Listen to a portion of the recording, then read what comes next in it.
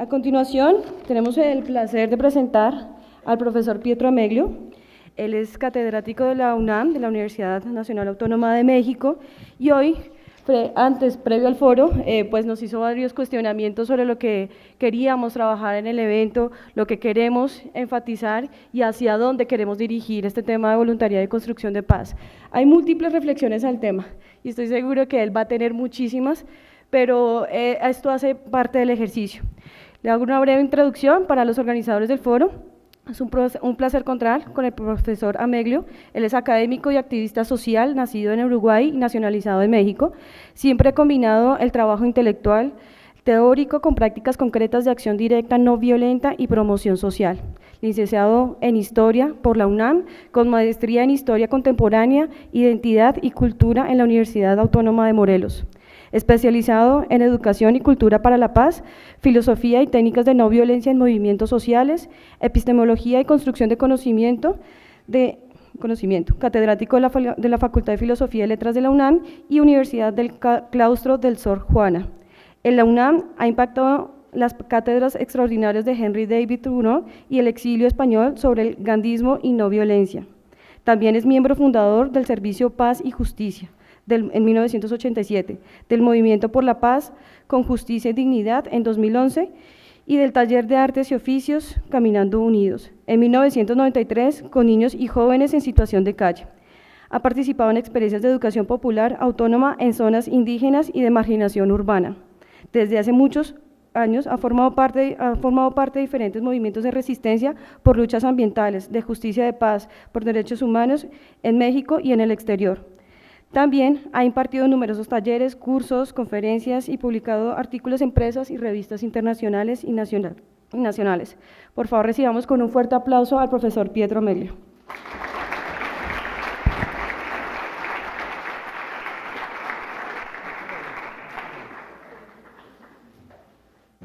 Hola.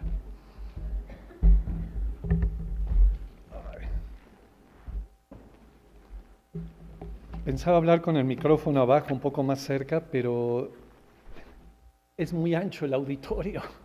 Entonces, aunque vivo en una ciudad alta, Cuernavaca, prefiero no moverme tanto y concentrarme. No tengo, pues, mucho tiempo y me gustaría usarlo bien.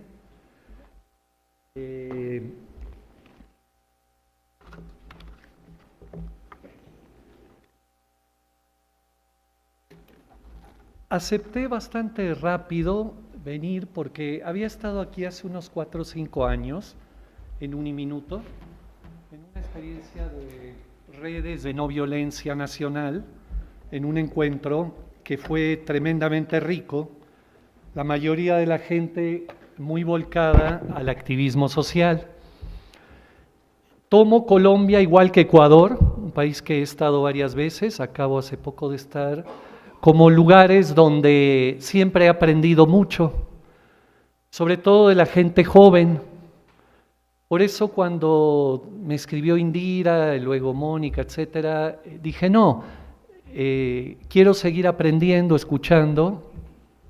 Vengo de una realidad muy diferente, aunque todo mundo, incluso desde mitad de los 90, decía que si queremos resolver algo del tema de la guerra, de la violencia en México, hay que ir a Colombia para que nos digan cómo.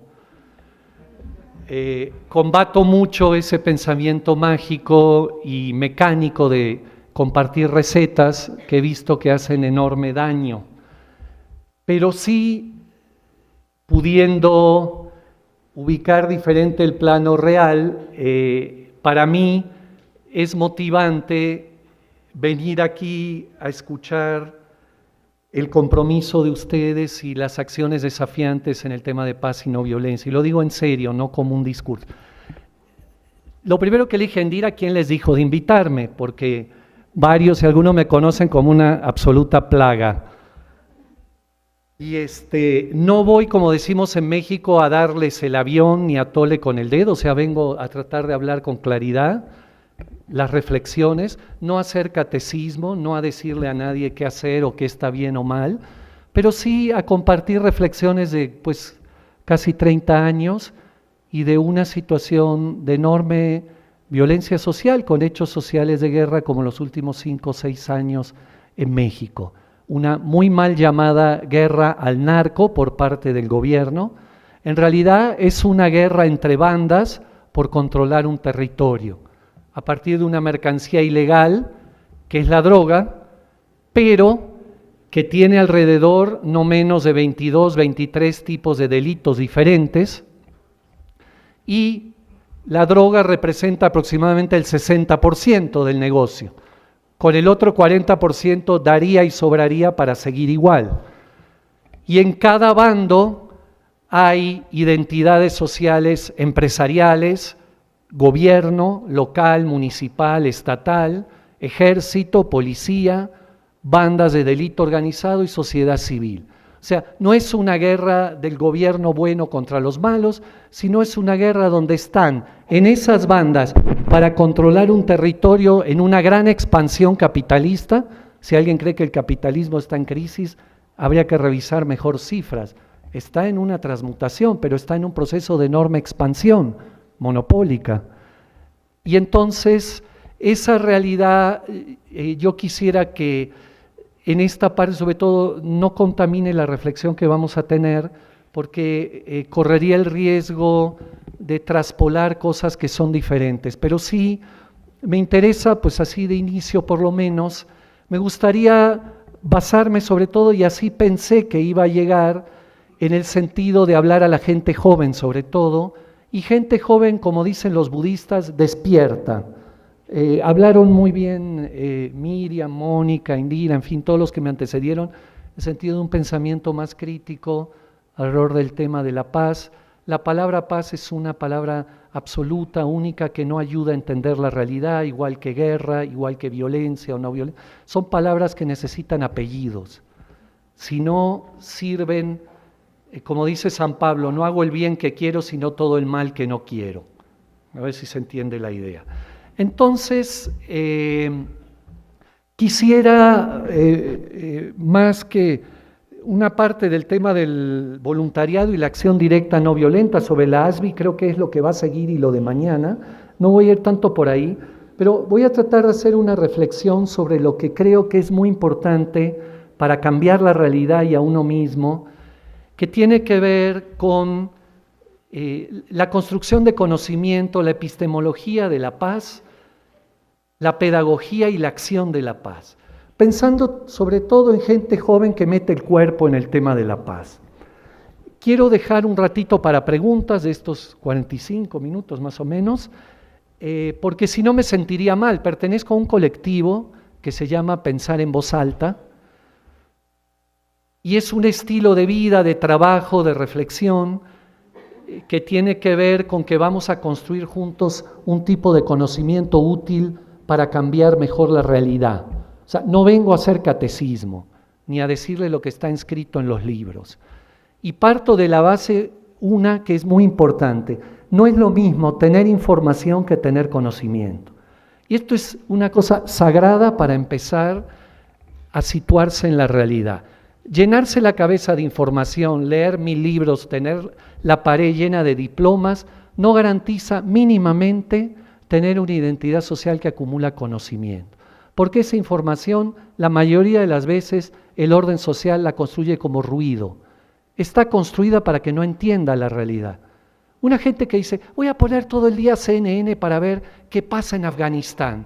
Pues debería partir de la base que la información está construida para que no entienda lo que pasa. Y entonces, como San Pablo, no haga el bien que quiero, sino el mal que no quiero. O sea, reproduzca situaciones inhumanas del orden social creyendo que estoy salvando cuerpos o haciendo justicia. Entonces, el conocimiento tiene que ser instalado en la identidad de cada uno. Ahorita son muchos, no nos conocemos, etcétera. O sea, es una ilusión más que una esperanza. Pero voy a tratar de no ir muy rápido, porque también en parte el conocimiento va al paso del más lento, no del más rápido. Entonces, no me quiero acelerar, nada más para hablar a los 10, 12 activistas radicales, sino que voy a tratar de que un poco a todos, como decimos en México, nos caiga algún 20, que lo podamos sobre todo aplicar en nuestra identidad. Y dejo preguntas porque si no sería catecismo, o sea, estaría yo hable y de ustedes no recibiría nada. Como también quiero escuchar y aprender un poco, me gustaría que fuera en lo posible un mínimo de diálogo. El colectivo al que pertenezco tiene mucho como cultura la parte de Gandhi, de Mandela, de las luchas no violentas latinoamericanas, mundiales. Tiene también en la parte espiritual, a mí me ha ayudado mucho un gran monje budista vietnamita que se llama Thich Nhat Hanh, lo aconsejo mucho, está vivo por suerte. Un hombre que trabajó mucho en la guerra de Vietnam, es un hombre ya muy, muy grande, pero hay textos importantes que creo que ayudan en esa parte por las inclinaciones de algunos, más, como dice él, vivir el momento. Tiene también mucho de la cultura de las comunidades autónomas indígenas en México, especialmente de la autonomía zapatista. Trabajamos 15 años en la educación autónoma, en los campamentos de paz. Tiene mucho de Piaget, hay psicólogos por aquí, sociólogos. Bueno, ayuda bastante a entender el tema del infantilismo social en que estamos para poder cambiar en algo la sociedad. Por supuesto uno dice, voy a hablar de la paz, pero ¿cómo voy a hablar de la paz si no conozco las leyes de la violencia y la guerra? La paz y la violencia o la guerra son parte de un mismo proceso. Lo mismo que para transformar el orden social necesito saber cómo opera. Por eso aconsejo bastante el tema de Piaget, del doctor Marín, de Canetti, Foucault, para entender cómo funciona el disciplinamiento social. Porque no puedo transformar lo que no conozco, empezando por mí mismo. Y esto parece una tontería, pero es la diferencia entre trabajar por recetas y trabajar por reflexión. Como siempre, fíjense, yo mandé, ya dejo aquí esto, ¿no? Le pedí a Indira, a Mónica, digo, que me hagan 2 o 3 preguntas, ¿no? Para empezar. Uno diría, bueno, es una forma así como de un pequeño acercamiento, convivencia, podría ser hasta una simulación de tomarlos en cuenta, en el mal plan, pero no es así. Y aquí voy a dar un primer elemento importante, unido a la idea de que información no es conocimiento. Voy a dar un segundo elemento que considero clave. Estoy haciendo como una especie de síntesis casi de 30 años de 4 o 5 cosas que operan fuerte en la realidad y en la acción. Hay una cosa sagrada en quien va a transformar la realidad, sea desde la acción directa o desde la educación, que es lo que se llama el principio de realidad. Principio de realidad.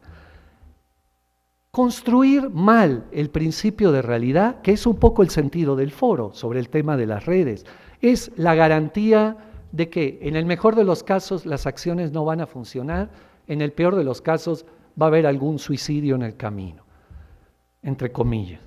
O sea, esa es una idea en parte que la podemos tomar incluso de Freud. Freud habla que el principio de realidad es el primer momento en que al bebé se le instala el orden social, que le dice que sí, que no, entre comillas, a todo su mundo de instintos. Entonces, claro, dicen, no toques el fuego porque te quemas, no cruces porque los coches van rápido, o duerme a tal hora porque necesitamos todos dormir para el otro día pensar y reproducirnos. Entonces, en ese sentido, el orden social entra en acción sobre el cuerpo del bebé y en cualquiera de nosotros. Esto es muy importante. Ahora van a ver al rato por qué. Pero el principio de realidad tiene que ver, por ejemplo, una cosa sencilla en el tema de ustedes. ¿Qué tipo de paz van a construir estas redes de voluntariado? A mí me interesa más eso que pensar en construir redes de voluntariado, porque las redes de voluntariado son herramientas, son medios. El objetivo tiene que ver con la construcción de un tipo de paz. Y regreso a la idea, que no sea una paz que yo no quiero, pero que sin darme cuenta reproduzco. Entonces, el principio de realidad tiene que ver, aquí le pararía, con una buena reflexión. ¿Y qué quiere decir reflexión? El análisis social son 2 cosas, medir y comparar. Eso es hacer análisis social, medir y comparar.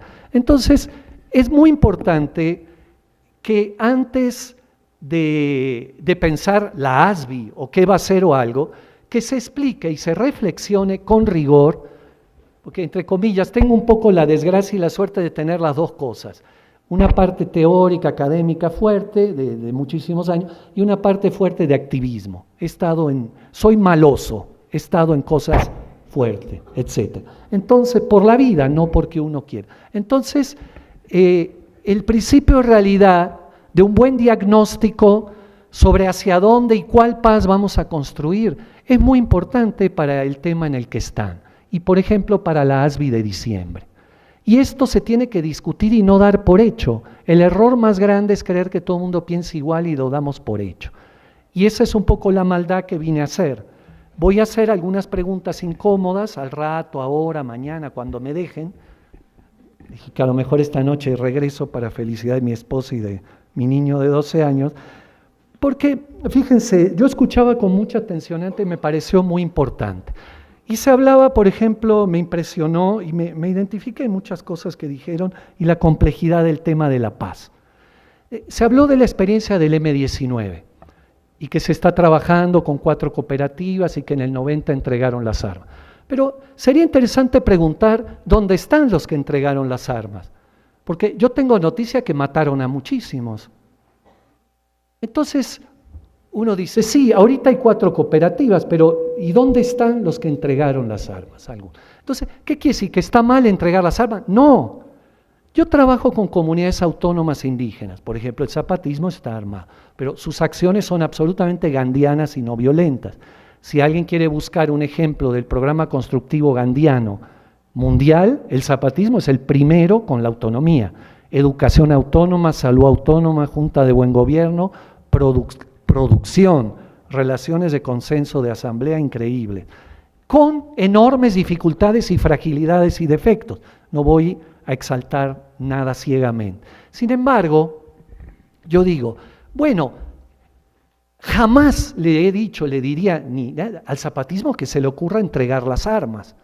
Pero, oye Pietro, tú eres no violento gandiano, escribí un libro enorme sobre Gandhi, me paso, pero ¿cómo no le vas a decir que entregue las armas? No, porque las condiciones de la especie humana en el territorio mexicano en que están no lo permiten. No, pero es que si lo hacen va a empezar un proceso. Es más complejo. La gente no es violenta porque es de Piscis, de Tauro o de Acuario. No es un problema zodiacal, es un problema de la especie humana. Yo me identifico mucho con lo que dice Konrad Lorenz, que estamos más cerca del eslabón perdido que de la humanización. No lo digo a nivel biológico, llevamos un par de millones de años bastante parecidos, tal vez un poco más erguidos, un poquito más de dedos, menos pelos, pero comiendo diferente, pero biológicamente sí, ya hay una especie bastante humanizada. Pero yo digo, si veo las estadísticas de la propia Naciones Unidas, 1 de 4 personas no sabe si va a comer mañana. O sea, gana menos de $1 al día. Digo, yo nunca en mi vida dejé de saber que iba a comer al otro día, aunque poquito, porque sí he pasado necesidades, pero siempre sabía que iba a comer. No sé si se entiende lo que quiere decir si voy a comer mañana, como pregunta. Y no solo yo, mis hijos, mi familia. Bueno, entonces, genocidios, el grado más inhumano de la especie. Década pasada, Bosnia, Kosovo, antes Camboya, Guatemala, ahora Darfur. Genocidio es el grado más inhumano y lo vemos por tele. Entonces uno dice, la especie humana muy humanizada pregunta todavía, no se puede afirmar con tanta claridad. Entonces uno dice, frente a ese principio de realidad, el otro principio de realidad es que no hay condiciones, no de maldad, de engaño, de cuestión zodiacal o de perversidad, de que si de niño te maltrataron, de grande vas a maltratar. No va por ahí todo. No hay condiciones en el orden social para construir plenamente una imagen de paz y de no violencia ideal. Entonces es gradual. Este es un elemento importante en la construcción de paz. No confundir el punto de llegada con el punto de partida. Alguien cree que el punto de partida es dejar las armas. Y eso pasó en parte con el tema del M-19 y estoy completamente en desacuerdo con el tema de lo que le pasó a su vida y cómo fue la historia. Entonces, ¿qué quiere decir? ¿Que está mal? No, no vengo a discutir eso, ni sé de la historia de Colombia. Lo que vengo a decir es que si van a construir un tema de voluntariado, etcétera, de paz, construyan un buen principio de realidad, que no es el que dicen en la tele ni los discursos. ¿Sale? 2, importante, pensar es una de las cosas más difíciles de la especie humana. Pero ¿cómo? Si todos pensamos. Cualquiera de ustedes les juro que tiene un EQ mayor al mío. Mi EQ es nulo. Así era el de Gandhi también, era un burro en la escuela. No, nulo. Pero pensar no tiene que ver con el EQ, con la inteligencia. Tiene que ver con el conocimiento. Yo, cualquier curso de educación para la paz, cultura de paz o algo, lo empiezo siempre por, ¿qué quiere decir pensar? Algo que todos damos por hecho. Pero cuando digo pensar en forma original, como diría Fromm. Hay un libro de Fromm muy bueno que les va a gustar a los jóvenes, se llama El miedo a la libertad. Tiene un capítulo al final que se llama La individualidad o algo, habla del pensamiento original. Léanlo bien y discútanlo en un café, donde sea, en un reventón. Discútanlo, porque les va a ayudar a entender cómo el orden social está construido las 24 horas para desalentar el pensamiento original, para que la gente no piense. Y esto es un tema tremendamente importante. Ahorita lo voy a profundizar en un par de minutos. Autónomo quiere decir lo opuesto de heterónomo, no pensar a partir de reglas preconstruidas. Pero pensar original no quiere decir descubrir el hilo negro, ni ser Einstein cada 2 minutos. Pensar original quiere decir pensar con la propia cabeza. Y ahora van a ver por qué digo esto, que es muy importante en el tema de paz. Por eso considero, y me extendí un momento, la reflexión como un arma no violenta de paz. La reflexión no es una charla de café, la reflexión es un arma. El cuerpo piensa. Y la otra gran arma de la cultura no violenta es el cuerpo. Pero reflexión a partir de conocimiento, no de llenarme la cabeza de información, sino ordenar y relacionar la información, que es lo difícil. Y les dejo algo así como un regalito, pero no lo voy a extender esto porque es un rollo. El chiste de pensar es captar lo que no se ve. No lo que todos ven. Aquí hay, 150 estudiantes, la mayoría gente joven, clase media. Interesante ver qué zapatos usan. Interesante para conocer la identidad social de las personas, ver los zapatos. Es un buen dato. Y otras cosas. ¿Hay activistas sociales? Era una primera pregunta. Yo no hablaría igual ante activistas sociales o ante grupos de base de gente más pobre, con los cuales trabajo en muchas cosas. Entonces, pero el chiste de aquí es captar lo que no se ve de ustedes a primera vista. Es lo que se llaman los inobservados sociales, o más difícil, inobservables. Los observables son bastante fáciles con algo de teoría. Los inobservados es más difícil. Y a eso es a lo que uno se tiene que dedicar. O sea, hagan de cuenta que esto es una flor y esta es la tierra. Acá abajo está la raíz. Lo que hace que la flor crezca, ¿qué es? La raíz, lo que no se ve. Pero, ¿qué es lo que hace los noticieros, los programas, la prensa, la tele, la academia, la política? Todo el día hablan de lo que se ve. Dicen, cambia esto, resuelve el bullying, resuelve estos niños maltratados, ve a darle despensas a las comunidades pobres, y entonces lo que se va a ver es que comen o que hay menos homicidios. Pero el proceso del orden social que construye la inhumanidad sigue igual, la mayoría de los casos. Entonces, uno tiene que empezar a plantearse en la vida en qué escala va a trabajar. Pero para plantearse eso tiene que tener conocimiento de cómo opera lo que no se ve. Porque hay una novela bonita del siglo XIX de Tommaso de Lampedusa sobre la mafia en Italia, se llama El gato pardo. No sé si alguien la leyó. México es el país número 1 en lo que llama el gatopardismo. Cambiar todo para que todo siga igual. Entonces, yo cuando oigo hablar de paz y no oigo hablar de cambiar el modelo económico, me pongo nervioso, porque lo que no se ve es el modelo económico. Entonces, claro que es paz, pero de un cierto tipo. No sé si se entiende lo que estoy diciendo. Nadie dice que yo no quiero que haya buena convivencia. Eso sí, que el orden social siga igual en su reproducción. ¿Se entiende lo que estoy diciendo? Entonces, uno, cuando va a construir la ASBI, eso sería una pregunta para mañana o para hoy, la acción que se va a hacer en diciembre, ¿va a atacar la flor o va a atacar la raíz? Y eso tiene consecuencias desde incluso los actores a quien va dirigida la acción. Lo dejo como problema. Avanzo. ¿Cuánto me queda? No hice ni media parte. Nada más dime y ya acabo. 10. Bueno, entonces voy a agarrar 2 o 3 cosas fuertes ya para que me vaya esta noche. Por supuesto, las voy a dejar así. No me gusta este estilo así de... Pero ellos van a preguntar, 5 minutos. 10, o sea, 10 yo y 10 ellos.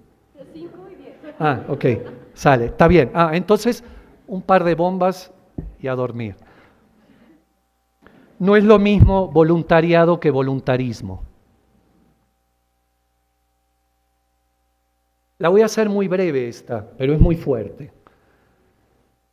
El voluntariado exige reflexión y conocimiento, no soldados para obedecer órdenes de programas sociales. Esto es muy fuerte lo que les estoy diciendo. El voluntario tiene que tener una toma de conciencia de qué modelo social reproduce, qué hace con sus acciones, etc. No son soldados, como diría Canetti en el libro de Masa y Poder, que obedecen órdenes disfrazadas de discursos bonitos. Son gente que tiene que tener espacios de toma de conciencia y de reflexión dura sobre lo que realmente hacen. Regreso entonces al tema del autoconocimiento.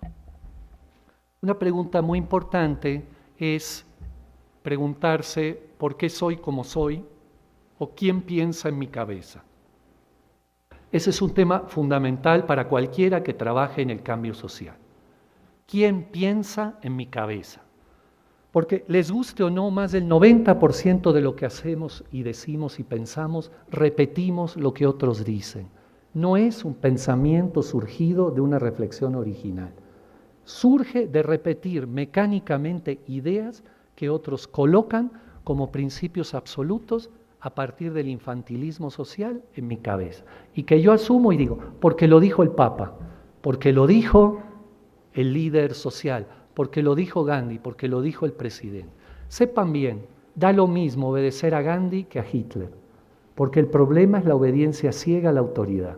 Y eso es lo que hay que deconstruir. Entonces, si uno me dice, oye Pietro, ¿qué es para ti así, piso, la cultura de paz y no violencia? Bueno, primero, poner un grano de arena en la humanización de la especie. Bueno, pero eso es milenario, sí. Segundo, en la concreta, construir gente que sea capaz de desobedecer órdenes inhumanas. ¿Y qué quiere decir inhumano? Bueno, en un salón de clases para mí es inhumano gente sentada en fila. Jamás he hecho una clase de hace 20 años con gente sentada en fila. No quiero soldados. ¿Qué es inhumano? Dictar. ¿Qué es inhumano? Presionar con exámenes y calificaciones. No hay mentira epistémica más grande que creer que el que tiene 10 sabe más que el que tiene 8. Es un principio absolutamente atroz en el tema de la educación, pero es el motor de la escolarización. Sí, claro, es que educar no es lo mismo que escolarizar. Pero ¿y cómo voy a ganar dinero? Sí, probablemente escolarizándote y llenando la pared de títulos. Pero entonces tu objetivo es ganar dinero, pero que yo sepa, nadie que ganó dinero dejó de pasar, en principio, nada más por ganar dinero, de noche por la vida. Si tu objetivo es cambiar algo en el orden social, humanizar algo donde estás, o frente a otros, entonces la clave tiene que ver más bien con educarte y no con escolarizarte. Lo que no quiere decir que esté mal leer la calificación como una consecuencia, etc. Pero hay cuestiones que damos por hecho, que están completamente normalizadas y que a lo que sirven es a que otros sigan pensando en mi cabeza, sin que yo me dé cuenta, eso es lo grave.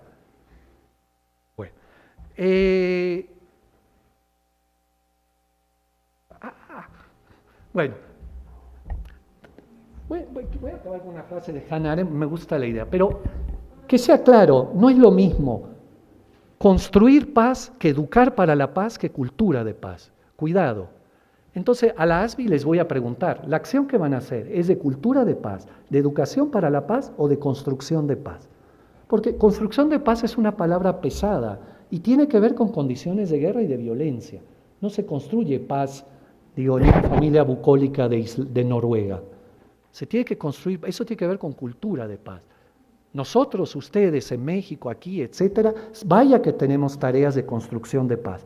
Pero cuidado, cuando se habla en serio de construcción de paz, el que no construye paz, aunque habla de paz todos los días, en todas las carteles, servilletas y lo que sea, se va a poner nervioso porque está metiendo el dedo en la llaga. Entonces, la reflexión de distinguir cultura de paz, educación de paz y construcción de paz es fuerte y es dura. Ahora, no importa que yo diga, voy a construir una acción de ASBI de cultura de paz, está perfecto, pero que no le llame construcción de paz. Toda la vida he conocido gente que se cree la Madre Teresa de Calcuta, pero que van a misa todos los domingos, cumplen, no roban, no matan, no dicen grosería. Sin embargo, si le pasa algo al vecino o a su nietita, dice, cuidado, no te juntes con él, ves que anda con aretes, tiene amistades medio raras. Si le pasa algo y no lo ven, no preguntes, no te metas en problemas. No, qué bueno que haya más policía y ejército para que nos cuide. No es que lo hacen por maldad, son la gente que más nos ama. Son nuestras abuelitas que nos llevan el domingo a la plaza a tomar un helado, son la autoridad que habla en la tele. Sin embargo, la cultura que representan muchas veces es profundamente inhumana. Entonces, ¿qué digo yo cuando hablo de quién piensa en mi cabeza? Que lo que haga sea conceptualmente coherente con lo que digo. A ver si se entiende esta idea que es poderosa, que es fuerte. No, conceptualizar, según Piaget, es la clave de la reflexión. Llamar a las cosas por su nombre permite construir mejores acciones, porque tomo conciencia de lo que realmente hago. Perfecto, voy a creer que en cierta dimensión espacial, territorial, geográfica de mi ciudad se instale una mejor cultura de paz hacia cierto tipo de víctimas, hacia la gente que camina en la calle, hacia el transporte, la comida. Perfecto. Pero construir paz tiene que ver con otro principio de realidad de lo que realmente pasa.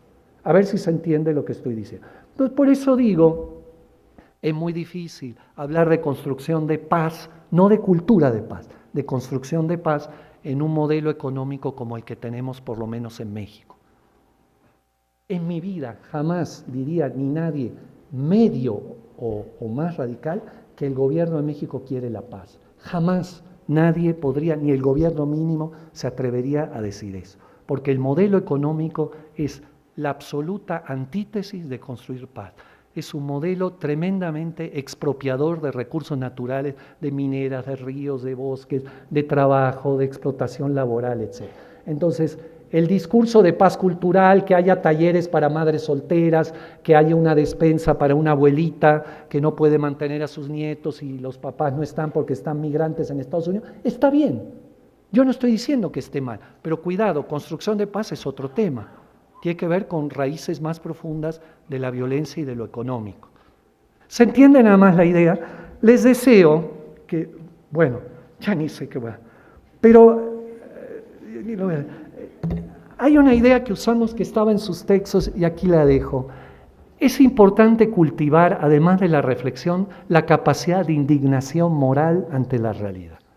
Cuando uno pierde la capacidad de indignación ante la realidad, está siendo ya normalizado. Algunos le llaman a eso rabia. Hay un texto bonito de Hannah Arendt, alguien que estudió profundamente el genocidio y tiene la famosa imagen de la banalidad del mal, O sea, los que hicieron el genocidio nazi no eran seres extraterrestres perversos, eran seres idénticos a nosotros.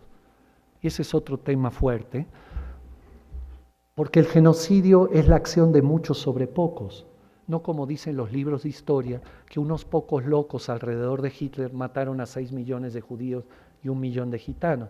Esa es una imagen completamente falsa de la historia. Nadie puede tecnológicamente matar a tantos, ¿se entiende? En tan poco tiempo.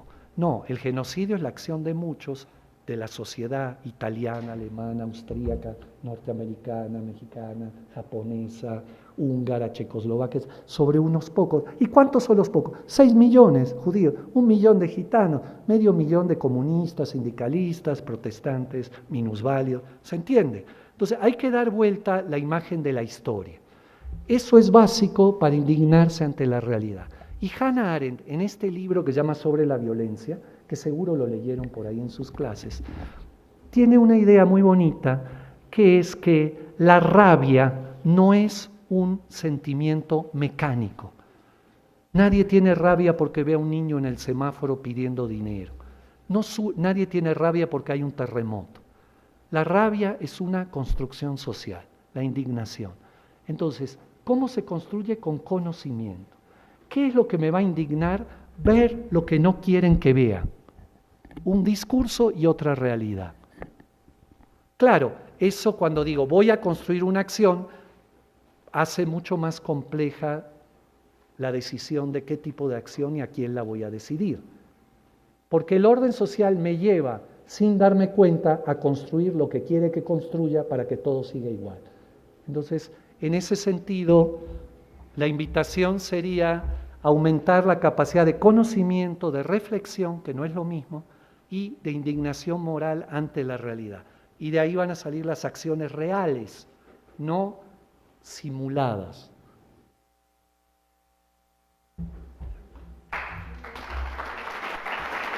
Muy bien.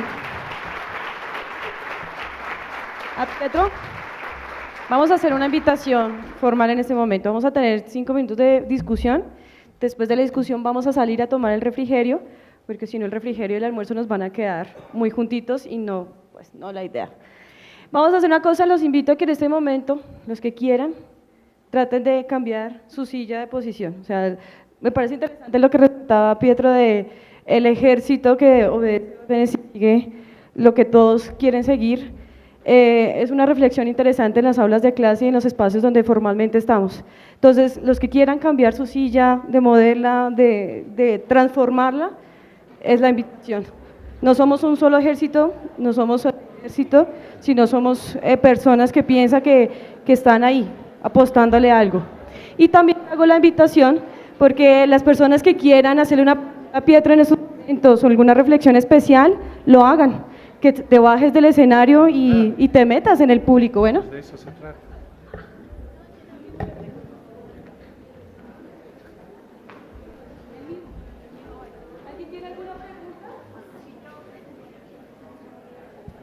Bueno, muy interesante lo que nos hace el profesor reflexionar, pero específicamente quisiera preguntar, profesor, desde su experiencia, ¿cómo empiezo yo a trabajar para dejar de que piensen los demás en mi cabeza? Me parece que es muy difícil porque ya estamos cuadriculados a esos preceptos, entonces me estaba preguntando, ¿cómo empiezo a hacer el ejercicio para no permitir que los demás piensen en mi cabeza? ¿Varios? ¿Luego abordamos o vamos así? Mejor oír a... No, medio segundo. Lo primero es conocer el proceso constituyente en que se instaló en mi identidad cierto tipo de principio de realidad de lo que pasa. Y ese proceso muchas veces pasa por los afectos. La gente que más nos quiere instaló en nosotros normalizaciones del orden social con mucho amor que no son humanizantes. Ahora, ella dice, ¿y cómo empiezo? Bueno, entonces, nosotros somos como un conjunto de tabiques que alguien puso, pero no sabemos quién. Entonces hay que empezar a conocer los tabiques que han puesto en mí. Pero aquí hay, por ejemplo, en la concreta, un proceso común a diciembre. Perfecto. Esa es una buena forma de ejemplificar cómo enfrentar la reflexión de ese proceso y la acción en diciembre, justamente deconstruyendo. Aquí se oyeron muchas cosas, oirán otras en la tarde, mañana. Yo le digo, no me crean nada, pero eso sí, tampoco le crean a los otros todo. Entonces, cuando se plantea, oye, ¿y qué va a hacer la ASBI? Pongan en duda algunas ideas y empiecen a pensar en otras, con las claves que decimos, por ejemplo, ¿qué tipo de paz? Y ella dijo muy bien lo de las sillas, muy abusada. La paz no es sinónimo de orden, en el sentido que el orden social entiende orden. Niños con el pelo cortito, sentados en fila, levantando la mano, pidiendo permiso para ir a hacer pipí al baño. Y la gran trampa del mundo en que vivimos, la paz no es seguridad. Seguridad es un término militar.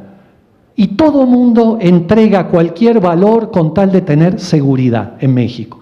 Cualquier derecho humano, garantía constitucional, lo que sea, con tal de poder salir de mi casa. Porque antes se le instaló como un gran negocio el terror. Entonces, la paz no es seguridad ni es orden, la paz es justicia social. Y no puede haber una paz cotidiana personal si no hay una paz social. Porque la paz no es la idea de con un Walkman cambiando de canales y, a mí que me dejen en paz. No, esa es la enajenación del orden social que te hace creer que estás en paz, como Nerón tocando el arpa y se incendia Roma. Pero tú en tu casa, con tu Walkman cambiando de canales, y qué bueno que ese niño hoy desayunó, y con eso me quedo tranquilo y me voy a mi casa. Entonces, la ASBI es una buena situación para experimentar tu pregunta.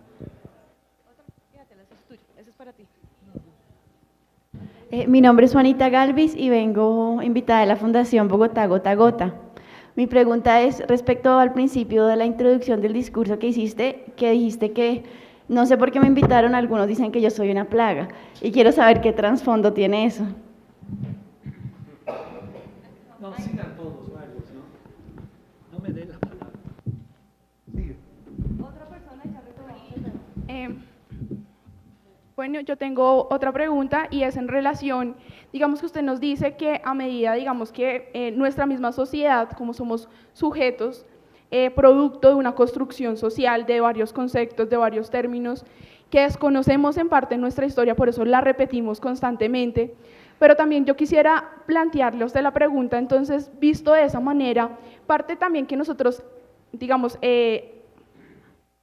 hayamos, digamos que naturalizado ciertas conductas que no son buenas y que, digamos que nos han planteado que son buenas, digamos el sistema capitalista en el que nos rodea, que inmersamente ya dice que somos individualistas. O sea, el sistema capitalista, el sistema económico ya nos mira como sujetos, no nos mira como personas. Entonces, en ese orden de ideas, yo quiero preguntarle para usted cuál es la importancia de la educación, de la universidad en la construcción de jóvenes integrales que le sirvan a la sociedad.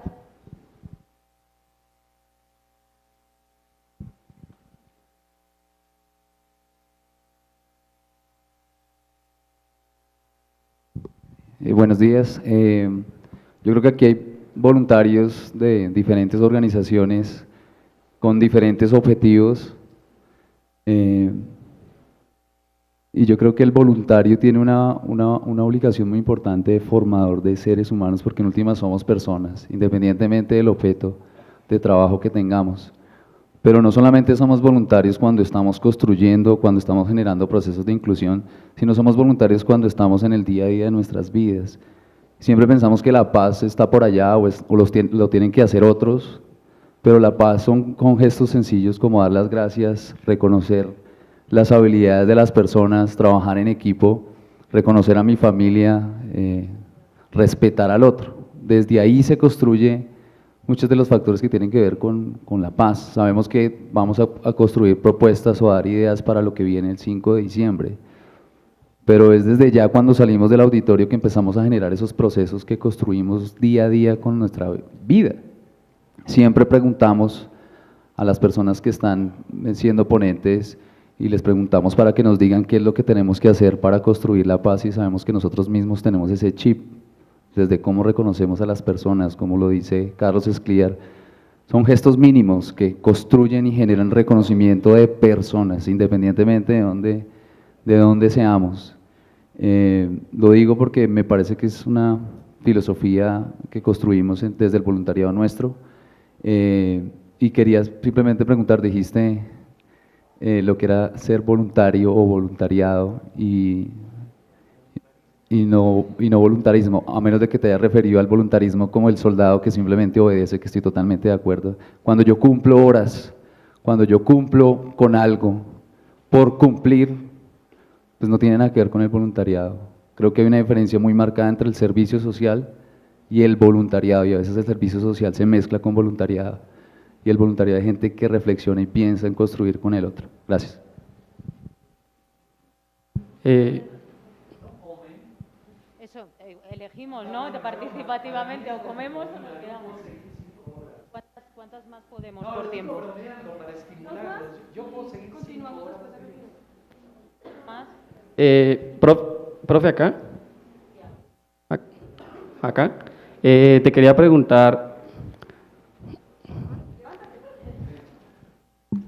preguntar sobre, como por tu experiencia, sobre como las fuentes que nos puedan dar o nos puedan fortalecer como la esperanza en esta lucha. Como que estoy muy de acuerdo contigo en que el origen del mal como que radica sobre todo en la indiferencia, pero como que cómo luchar contra, o sea, cómo luchar contra la indiferencia en este mundo donde es más cómodo ignorar, donde personas, como que escucho mucho que si tenemos como esa capacidad de siempre estar pues atento de lo que está pasando, no sería posible vivir. Entonces te pregunto como que cómo siempre tener como esa mirada fuerte y siempre estar como con esa lucha, con ese espíritu de no dejarse vencer. Por eso vengo aquí.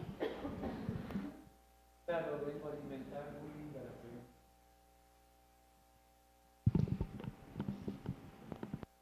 Yo, aquí. Hola. ¿Puedo hablar? Ah, bueno. Mi pregunta va un poco ligada a lo que decía él, aquí. Porque, sí, chiquita, pero sí. Mi pregunta va ligada a lo que decía él, porque yo creería que en parte lo que sucede es un miedo a la inestabilidad, ¿sí?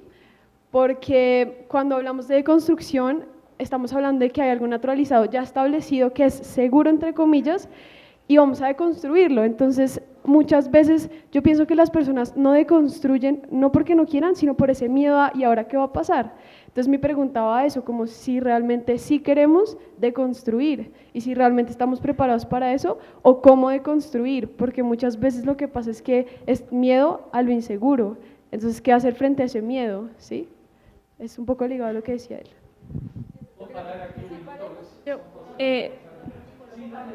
Después vamos a tener espacio de preguntas más tarde. La última. ¿Qué? ¿Quién? De varias. Bueno, yo no tengo una pregunta, primero te quería contar algo y en segundo tengo como una invitación, una reflexión, porque estoy realmente inquieto, La primera tiene que ser con esas raíces de las cuales vos hablabas sobre las plantas y los problemas. Te quiero contar algo sobre el proceso de paz en Colombia, y es que tenemos 5 puntos que se van a negociar para construir paz, pero lo único que no se negocia es el modelo económico.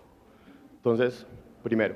Segundo, invitar a una reflexión intentando como aterrizar todo esto que estamos hablando al foro que nos convoca hoy, y es cómo nosotros estamos pensando esta idea de voluntariado que contribuye a la paz, cuando muchas veces partimos de organizaciones que pertenecen a universidades de élite. O sea, tenemos a la Universidad de Rosario, tenemos a la Universidad Javeriana, y muchas veces lo que hacemos es con estas organizaciones reproducir y hacer acciones que a veces generan más daño al pensar que estamos salvando comunidades vulnerables, al pensar que estamos salvando personas que nos necesitan, porque es que nosotros tenemos el conocimiento, porque tenemos los recursos, porque tenemos las herramientas, entonces vamos a ir a salvarlos, y claro, ellos aprenden de nosotros, pero nosotros no aprendemos de ellos. Entonces, ¿hasta qué punto nosotros nos pensamos como toda esa red de voluntariados que hay ahorita en Colombia cuando muchas de ellas, cuando vos ingresas, lo primero que te dicen, tú aquí vas a hacer redes de amigos, y nos vamos a encontrar los fines de semana, y tomate las fotos con personas de comunidades más llamadas vulnerables,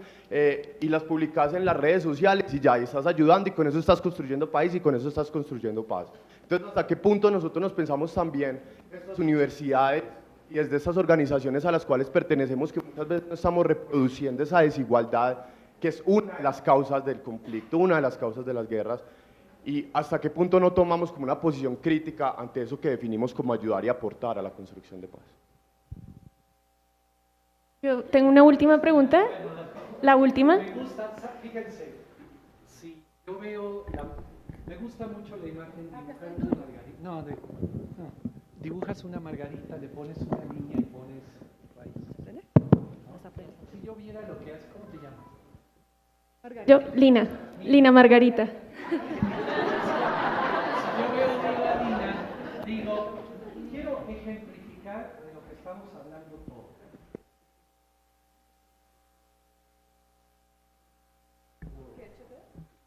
Veo bromear, banalizar.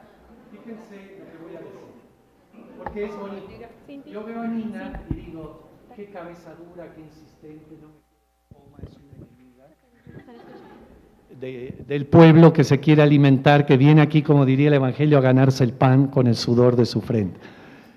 Fíjese, sí, aquí viene lo interesante para todos de sus preguntas, que no es la misma pregunta. Si yo quiero ver un inobservado de Nina, más allá del observable, que es persistente, ¿sí? Esa es la mirada mía sobre las personas en parte. Todo lo que he oído tiene esa doble, triple mirada, por eso decía, uno en buen plan es maloso para ver a la gente. Nina lo que está haciendo, fíjense que es muy importante, es luchar para que su identidad exista en este espacio. Y si yo no le doy el micrófono, en parte la estoy desapareciendo del espacio, no desaparezco su identidad, que es como el alumno que y el maestro levanta la mano, el de primaria, el maestro dice, ya cállate, no preguntes, mejor estudia en casa en vez de preguntar boberas. Es una forma de desaparición, diría Foucault. Bueno, a mí lo que me gusta, que veo en ella, no es solo la cabeza dura que quiere a huevo hablar, sino veo una persona que lucha para existir, ahorita en un espacio mínimo, pero es un buen prerequisito para que después luche para que existan otros, no solo Nina, que eso es lo importante, ¿no? Lo que estás diciendo, por otros que la tienen más difícil. ¿Se entiende? Entonces está bien, dale, te lo ganaste. Gracias. Yo lucho por desaparecerte. Tú tienes el micrófono. Bueno, mi pregunta es con relación al tema de educación para la paz y es propiamente frente al tema de las emociones. Creo que el tema de las emociones es una de las cosas más complejas a las que nos enfrentamos cuando queremos hablar de paz o de educación para la paz particularmente. Yo me cuestiono mucho eso porque no sé si se puede hablar de educación emocional, de decirle a un niño, el amor es bueno, el odio es malo, no odies al otro, siempre tienes que amarlo, siempre tienes que tener emociones bonitas o emociones positivas, y eso finalmente, creo yo, termina siendo una construcción o una normalización como con relación al orden social. Pero es difícil tratar el tema de las emociones y te dicen es que tienes que ser una persona que cuando se enfrente a un conflicto trate de educarse emocionalmente y enfrentarlo bien para no reaccionar de forma violenta. Entonces tú te enfrentas al transporte público, al Transmilenio, al bus, en el DF, en el metro, que es un caos completo y te empujan y te insultan y tú no sabes si ser amoroso y tranquilo o reaccionar de una forma agresiva, ¿no? Entonces las emociones no son una cosa que uno diga, es que tomé un taller de educación emocional y cuando me enfrento a una situación de conflicto voy a reaccionar de la mejor forma posible. No sé si funcione de como así. Entonces el tema de las emociones me cuestiona mucho. Vale. Ya. Dame un minuto, si quieres, ahora en el café o regresa. No, está bien, dale tú, dale, fuerte.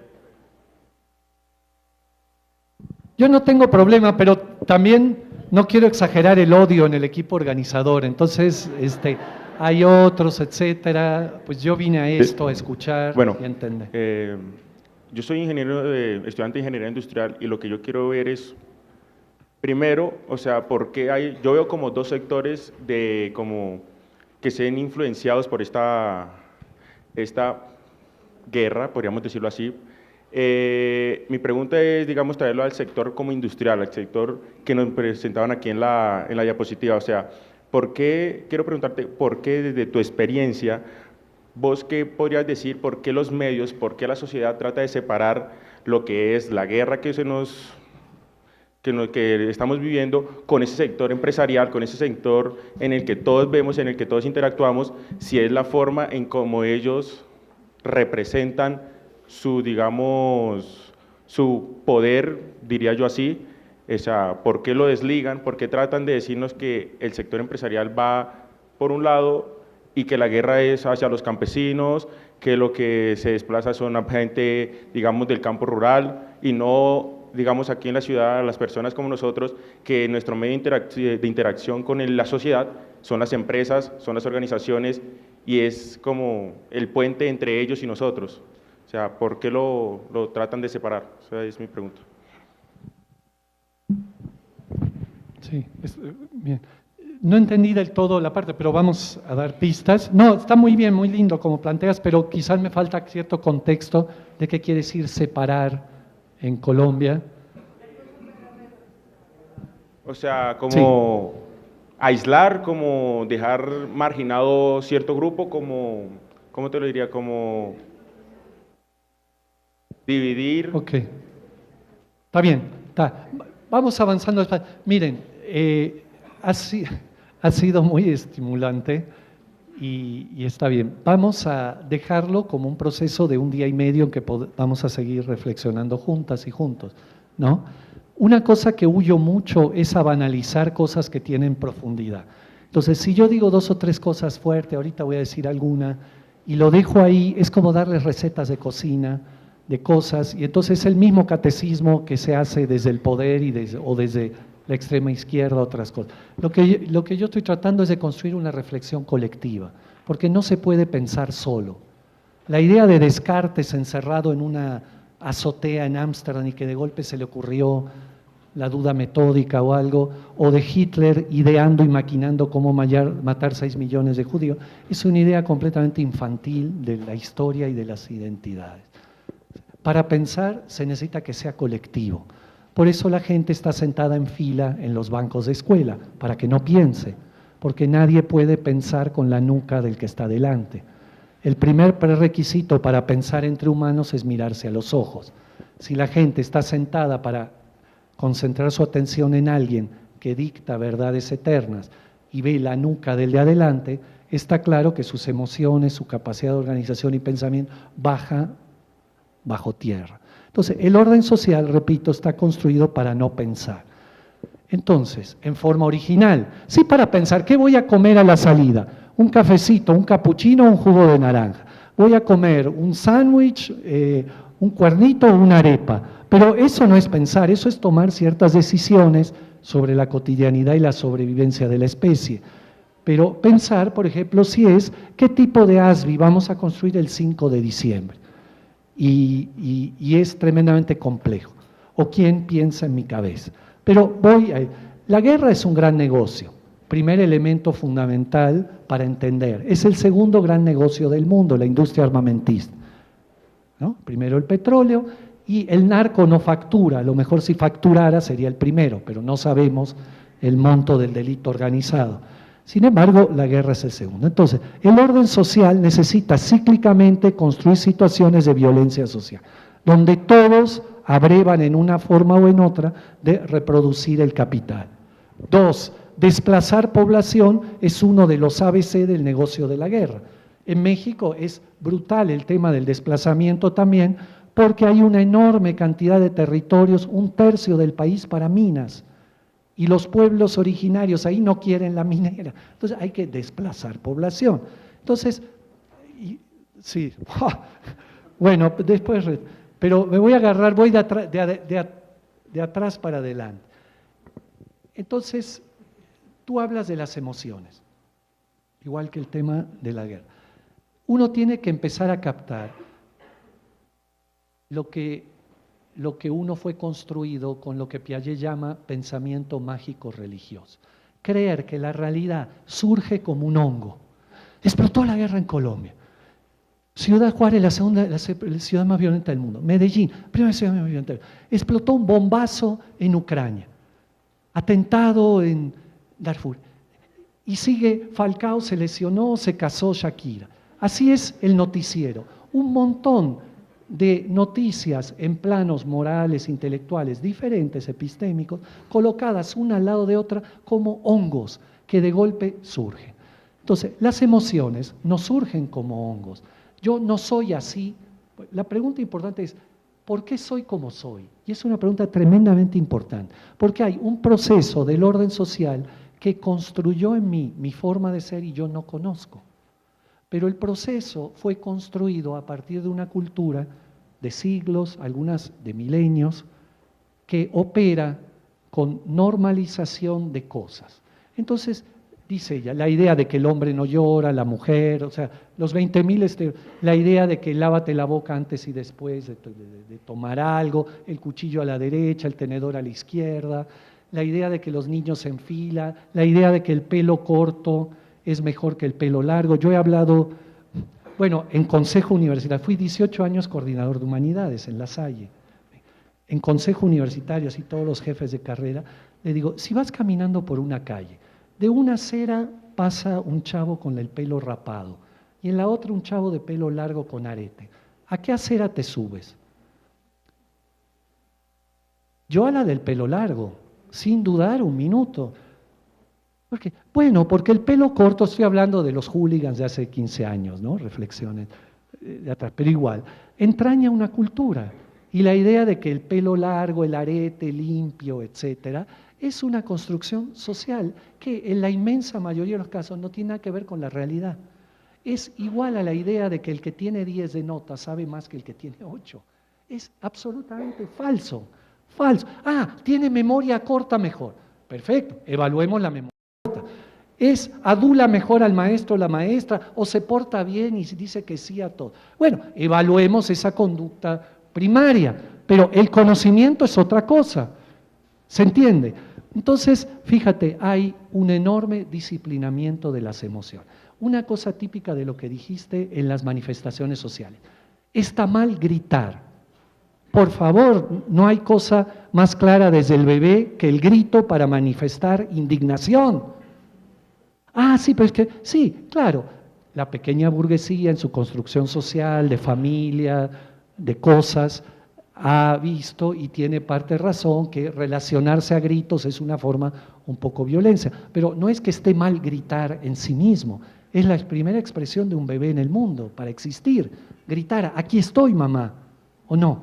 Entonces hay un montón de situaciones que el orden social coloca como prejuicios, tema educación para la paz, y que nosotros reproducimos la otra idea, pintar paredes está mal. Si la pared de mi casa, que tiene cierto espacio, le pintan que haya justicia o que aparezcan los desaparecidos, soy el primero en darles la pared. Si la pintan para mentar madres a otro, no. ¿Se entiende? En México hay una campaña gigantesca contra los grafitis, que tienen que ver con una cultura de la calle y de los muros privados y públicos. Pero hay una cantidad de esas cosas que nosotros automáticamente decimos, está mal pintar la pared del vecino, está mal gritar en una marcha, etcétera. Está mal insultar. No estoy diciendo ni que esté bien o mal, lo que estoy diciendo es que la reflexión es muchísimo más compleja. Y cantidad de cosas que decimos las 24 horas nacen de un prejuicio social instalado por una clase social, que es la de ustedes y la mía en gran parte. Entonces, voy a acabar aquí porque sí, ya. Una cosa valiosa que dijo él hace un rato, que yo quería decir al inicio, que es por lo que me gusta que vine en parte. Hay algo en la identidad social de ustedes, de los jóvenes, que tiene una cierta incomodidad con el orden social en que vive o con el programa de vida que les han asignado y busca una reflexión un poco más compleja de eso. Entonces, ese proceso se llama en parte, y es el que han enfrentado muchas gentes siempre en el cambio social, se llama desclasamiento. desclasamiento. Es un proceso absolutamente indispensable, que no quiere decir renunciar a nada, ni odiar a los papás o la abuela porque me dejó esta herencia. No, el problema no es tener privilegios, sino saber compartirlos. No es una culpa, es un problema de compartir, es diferente. Pero el proceso de desclasarse tiene que ver con el proceso de tomar conciencia de todo lo que la clase social ha metido en mí como valores sociales, en muchas cosas. La carrera, el futuro. Yo en lo personal, a la edad de ustedes, si me hubiera planteado, quizás sería hoy carpintero o relojero. Sin embargo, el orden social, sin pensar, me llevó a estudiar la universidad. Por un problema de clase, así de fácil. Claro, a la edad de ustedes no lo sabía, porque era parte de mi programa. No me arrepiento nada. Sin embargo, y aquí le paro porque había cosas fuertes para después. El proceso de construir conocimiento para cambiar el orden social, en la parte del autoconocimiento, tiene que ver con conocer qué tabiques otros, no solo familia, sino orden social y cultura, ha puesto en mí y que yo no conozco y todos los días reproduzco como lo más normal del mundo. ¿Se entiende? No para decir que esté bien o mal, sino para entender cómo llegué a ser como soy, si es que quiero ser otra cosa. Pero les aviso lo que aquí se dijo, en la medida que uno conoce más, como dice el Evangelio, más se le va a pedir, va a sufrir más con la realidad, porque ve más. No, él lo que dice, pues ya ve cosas y que no puede ir a dar desayunos a los niños, así no más. Se preocupa con otras preguntas. Entonces, también es verdad esto, el proceso de conocimiento, y esto es muy importante y no lo quise decir, pero voy a acabar, aumenta la identidad moral. Por lo tanto, hace acciones más radicales. Conozco más, tengo más identidad moral, por lo tanto, lo que hago no es atole con el dedo, no es una simulación para sentirme bien. No, lo que hago tiene de veras que construir paz, no sentirnos a gusto y contentos. Y todo el mundo sonríe y se saca la foto. O sea, claro, duele hasta las tripas a veces, pero bueno, es la forma de ser feliz y estar vivo, hasta donde yo entiendo. Porque eres una plaga, faltó. A continuación, vamos a hacer un receso de 10 minutos. ¿Qué hora es?